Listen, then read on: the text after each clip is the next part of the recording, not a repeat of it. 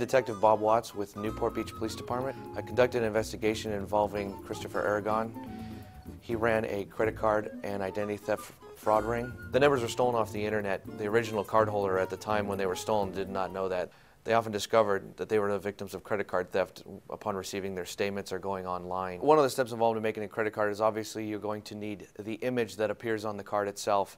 They have different pictures to them, whether it be American Express or a Visa, MasterCard, Discover.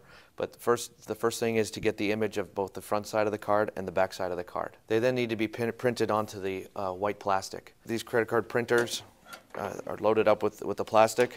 They then go through, and it has the 3 different primary colors that combine to make your ending image.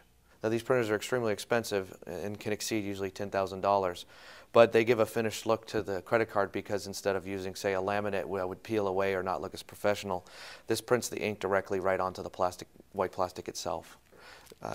Here's basically a sheet of the holograms. These holograms obviously need to get pressed onto the card, and they're done with this device over here.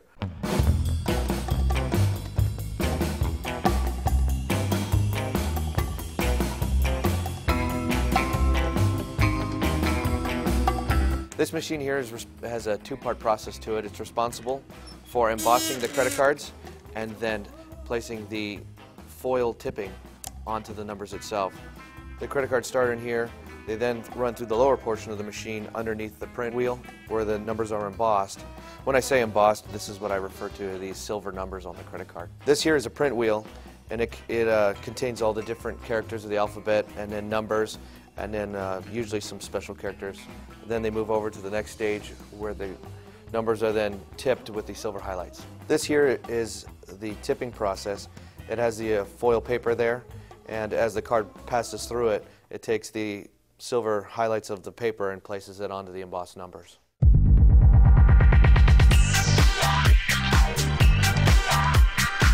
On many of the credit cards that they made, they also included the blacklight security feature, which required a special ink that was ordered from China. This is a reader and a writer. With this attached to a computer, the user, again, just like before, swipes the credit card through, and on the next swipe, it prints the information onto the magnetic stripe. They also made a lot of fake driver's licenses to go along with these credit cards to give their credit cards validity. In this case that we have, our proven loss was over $1 million. It was somewhere in the $1.1 million range, and we didn't even account for all of the loss. Once we kind of reached over the $1 million mark, there was a lot more. There's enough people out there that know how to do this that it's a serious problem.